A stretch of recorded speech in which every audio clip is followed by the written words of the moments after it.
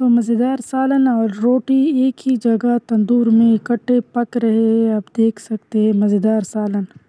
रहमानिर्रहीम, अस्सलाम वालेकुम। तो जैसे कि आप देख रहे हैं, जिसको उर्दू में कालक और ज़ख़ी भी कहते हैं और पंजाबी में कालक कहते हैं, तो आज हम इसका सालन बना रहे हैं।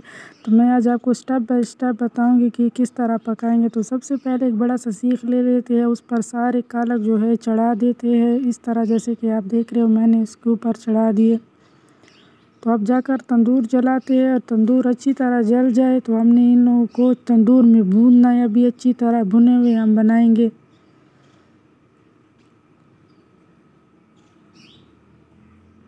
तो ये तंदूर में आग सही अच्छी तरह बल गई है। तो जो हमने सीख पर कालक चढ़ाए थे उसको हम इसमें कड़ा कर देते हैं। तो बहुत ही मज़ेदार पकेगा। आज हम बनाने वाले हैं तंदूर के भुने हुए कालक। तो देख सकते हैं इसी तरह अच्छी तरह भुन गए। तो जो भुन गए उनको हम बाहर निकाल देते हैं और जो पीछे दो रह गए इसको हम वापस इसी में रख देंगे। तो इसमें सालन में डालने के लिए प्याज, लहसुन के 2 जवे, 2 सब्ज़ मिर्च, नमक,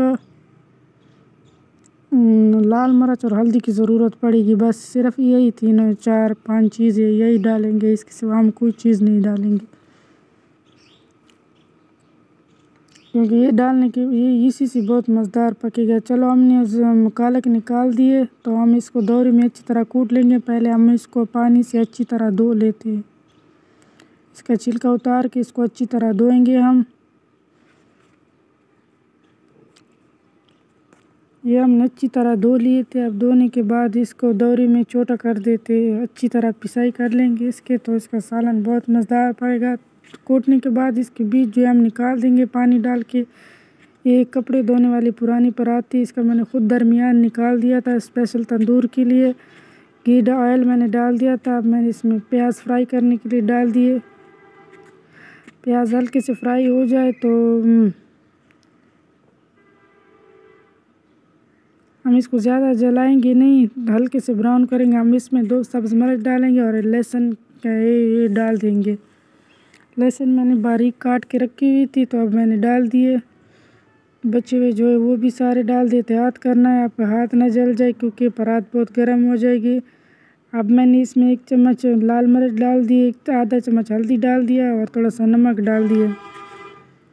मसाले को अच्छी तरह भून ले, थोड़ा सा पानी डाल दें। अब मैंने सारे जो काल थे उसको पानी डाल के उसमें से कालक उठा लेते और बीज बाहर मैंने निकाल दिया था। अब इसको अच्छी तरह भून लेते ताकि इसका पानी खुश्क हो जाए। चमचे हिलाते रहना है।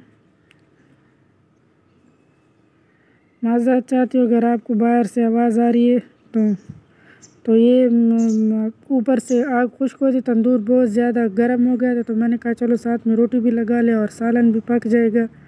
तो ये देखिए मज़ेदार तंदूरी कालक सालन तैयार है, जो सिर्फ देखने में भी नहीं खाने में भी बहुत लजीज होता है।